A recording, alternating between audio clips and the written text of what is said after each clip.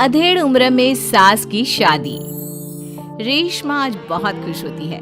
आज उसकी शादी को पूरे 10 साल हो जाते हैं। घर में खुशी का माहौल होता है और इसी खुशी में रेशमा घर में तरह तरह के पकवान भी बना रही होती है। इसी बीच रेशमा की पड़ोसन उनके घर आती है और उससे कहती है, क्यों रेशमा, आज घर में बड़े पकवान बन रहे हैं, कुछ खास है क्या आज ही के दिन मेरी शादी हुई थी और आज मेरी शादी को पूरे 10 साल हो चुके हैं।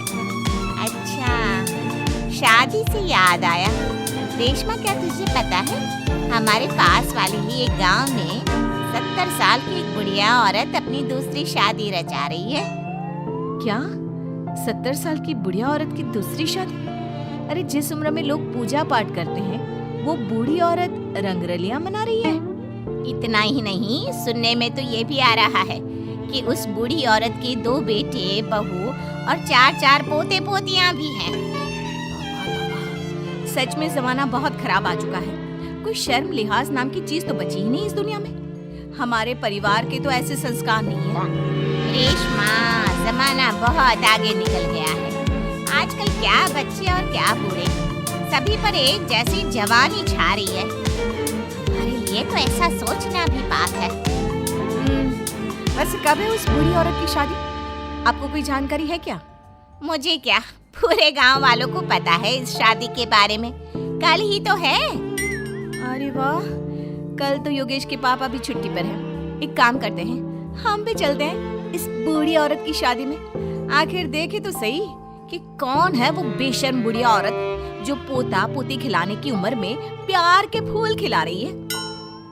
पड़ोसन वहां से चली जाती है, जिसके बाद रेशमा सोच में पड़ जाती है। शाम को जब रेशमा का पति अमित घर आता है तो वो रेशमा को हैरान परेशान देखकर पूछता है, क्या हुआ रेशमा, आज बहुत परेशान सी लग रही हो? कुछ खास नहीं, एक बुढ़िया औरत के बारे में सोच रही थी। कौन सी बुढ़िया औरत? रेशमा अमित की ओर देखती है और उसे बताती हुए कहती है, हमारे पास वाले गांव में ही एक बूढ़ी औरत है जो अपनी उम्र के आखिरी पड़ाव में अब लव अफेयर कर रही है और कल उसकी शादी भी है।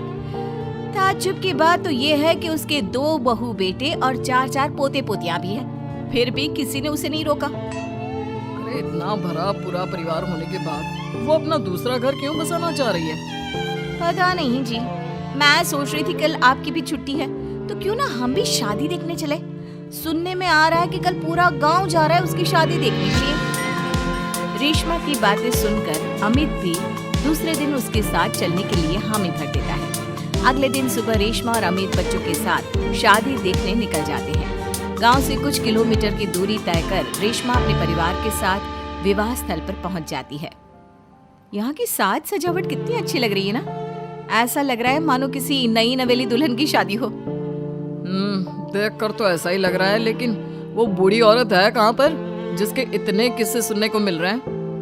अमित के इतना बोलने की देर होती है और एक अधेड़ उम्र की बुढ़िया औरत दुल्हन के लिबास में सज संवर कर मंडप पर पहुंच जाती है, जिसे देख रेशमा और अमित के पैरों तले मानो जमीन ही खिसक जाती है। मम्मी जी, यहाँ दुल्हन के लिबास में ये सब क्या हो रहा है? अमित, मम्मी, दादी की शादी, वाओ, मजा आएगा। मम्मी शादी कर रही है और हमें बताना भी जरूरी नहीं समझा? क्या अब हम उनके लिए इतने गैर हो गए हैं? कुछ भी हो, मैं मम्मी जी की ये शादी तो बिल्कुल नहीं होने दूंगी। रेशमा अपनी सास सुशीला की तरफ जाती है। सुशीला अपनी बहू को देखकर सकते में पड़ जाती है। रेशमा, तू यहाँ क्या कर रही है? मेरी छोड़िए मम्मी जी, और आप अपना बताइए, आप यहाँ दुल्हन के लिबास में क्या कर रही हैं? आप इस उम्र में शादी कर रही हैं? जानती है समाज कितनी थू थू करेगा हम पर। समाज के डर से जीना नहीं छोड़ देते बहू। मैं अपनी इस नई जिंदगी से बहुत खुश हूँ और खुशी खुशी अपनी मर्जी से ये शादी करना चाहती हूँ। अगर इस समाज में जीना है तो सब देख कर चलना पड़ता है मम्मी जी। आप तो यहाँ शादी कर लोगी, लेकिन कभी सोचा फिर हम सबका जीना कितना मुश्किल हो जाएगा। मैं आपकी शादी बिल्कुल नहीं होने दूंगी। सुशीला अपने बेटे के पास जाती है और उसे समझाने की कोशिश करती है। बेटा, अब तू ही कुछ समझाना बहू को। इस शादी को लेकर मेरे भी वही अरमान है जो हर लड़की के उसकी शादी पर होते हैं बेटा। मैं क्या समझाऊं माँ उसे? आप इस उम्र में शादी करने जा रही थी और आपने हमें बताना भी जरूरी नहीं समझा, क्योंकि मैं जानती थी कि तुम लोग कभी मेरी शादी से खुश नहीं होंगे, इसलिए मैंने तुम लोगों को कुछ नहीं बताया। मम्मी जी, ये सब सोचने से पहले कभी आपको हमारी इज्जत का ख्याल नहीं आया? आज आपकी इस हरकत के कारण ही हम समाज में कहीं मुंह दिखाने के लायक नहीं रहे। बहू, कब तक तुम यूं ही समाज के बारे में सोचती रहोगी? ये लोग आज 100 तरह की बातें बनाएंगे और कल को सब भूल जाएंगे। क्या इनके डर से मैं जीना छोड़ दूं? कल तो सभी को मर जाना है, उसमें भी अगर हम ऐसे ही डर डर कर जीते रहे तो कभी खुश नहीं रह पाएंगे। मम्मी जी, बातें बनाना कोई आपसे सीखे।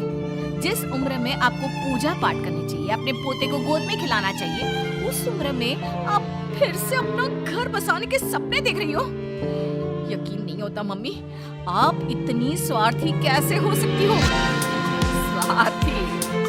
बहू, मैंने अपना पूरा जीवन बाकी सबकी खुशियों के लिए बिता दिया।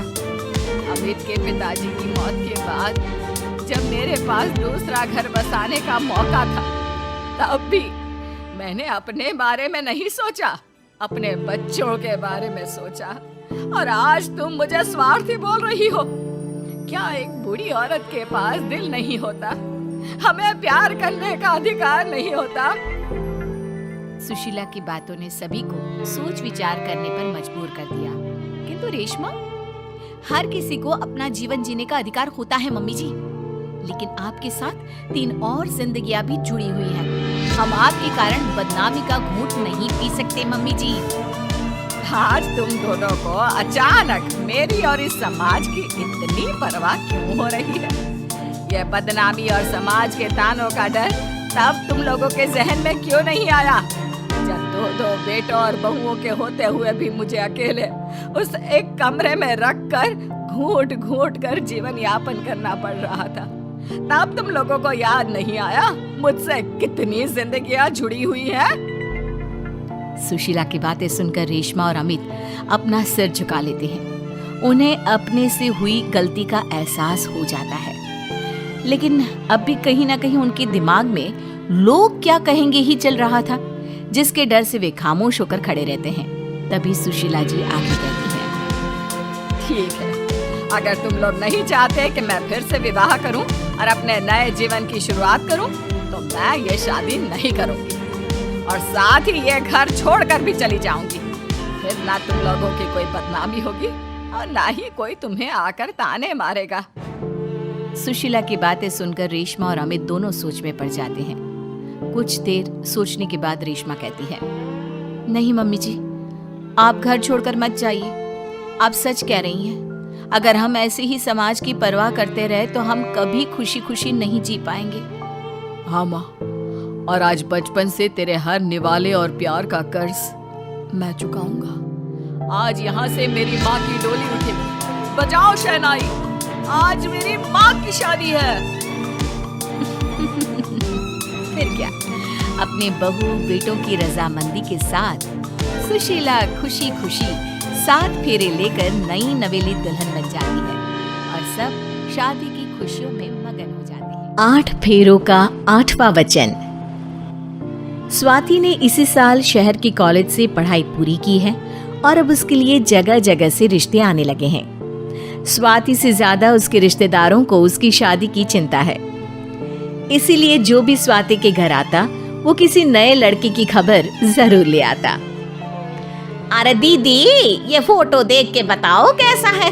राहुल नाम है लड़के का, मेरी सहेली की बहन का बेटा है। अपनी स्वाति के साथ एकदम प्यारी जोड़ी लगेगी इसकी। जरा दिखाना, फोटो तो बढ़िया लग रहा है। कोई गलत आदत वादत तो नहीं है ना इसे? और कमाता कितना है? अरे कोई गलत आदत नहीं है दीदी, आप कहो तो एक मीटिंग करवा देती हूँ, फिर सब कुछ फाइनल कर लेना। हाँ, ये सही कह रही हो तुम। संडे को स्वाति के पापा भी घर पे ही रहेंगे।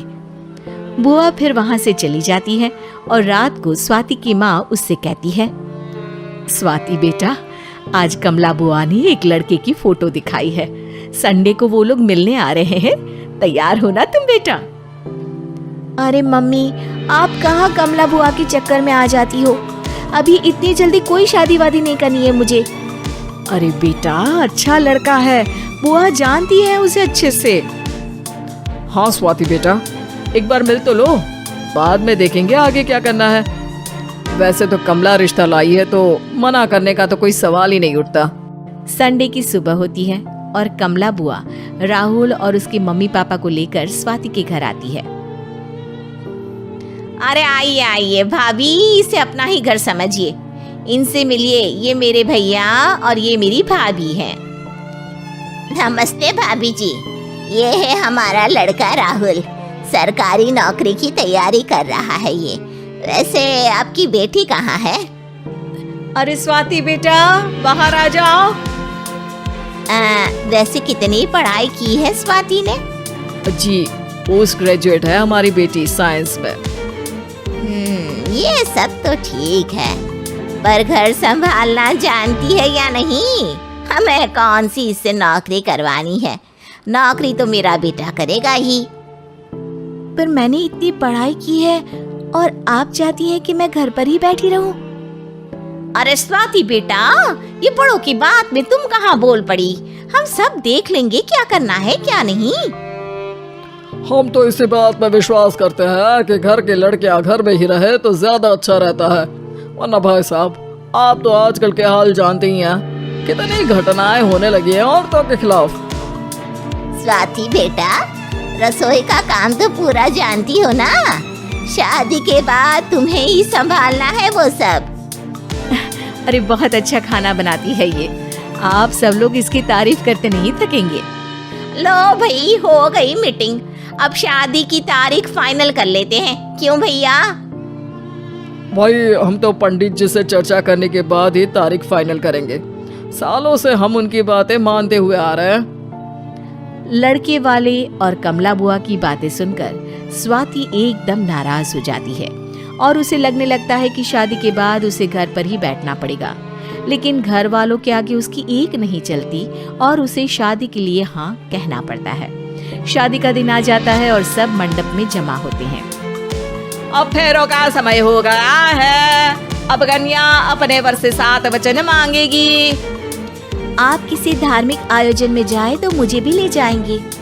आप मेरे माता पिता का भी बराबरी से सम्मान करेंगे, हमेशा मेरा साथ निभाएंगे। आपको दोनों परिवार की जिम्मेदारियां बखूबी निभानी होगी। हर जरूरी बात में मेरी भी राय लेंगे। आप सभी गलत आदतों से दूर रहेंगे।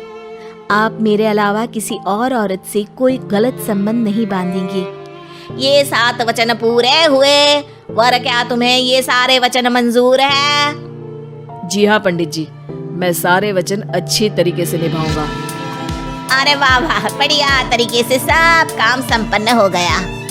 तो इसी के साथ विवाह संपन्न हुआ और आज से ये दोनों पति पत्नी हुए। 1 मिनट पंडित जी, अभी एक वचन लेना बाकी है। अब कौन सा वचन है बेटा? मैं अब हमेशा के लिए किसी दूसरे घर में जाने वाली हूँ, तो पति के अलावा मैं अपने सास ससुर से भी एक वचन लेना चाहूंगी। अब कहो बेटी।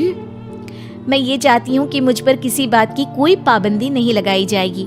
मुझे सब कुछ करने की आजादी होगी और मैं भी विश्वास दिलाती हूँ कि मैं एक अच्छी बहू बन के दिखाऊंगी। स्वाति की बात सुनकर उसके सास ससुर एकदम चौंक जाते हैं और कुछ बोल नहीं पाते कि उतने में कमला बुआ बोल पड़ती है। अरे बेटा, ये भी कोई कहने की बात है? रानी बन के रहोगी तुम तो। वचन देने से पहले सोच लीजिए, क्योंकि शास्त्रों में वचन ना निभाने वालों के लिए नरक से भी बदतर सजा लिखी है। स्वाति की चालाकी से वहां मौजूद सब लोग प्रभावित हो जाते हैं और लोगों में बदनामी ना हो जाए, इस कारण स्वाति के सास ससुर को उसे वचन देना पड़ता है। और कैसी अपशकुन वाली बातें कर रहे हैं आप पंडित जी? हमें मंजूर है बेटा तुम्हारी शर्त। स्वाति अपनी समझदारी से अपनी बात अपने ससुराल वालों से मनवा लेती है और खुशी खुशी राहुल से शादी कर लेती है।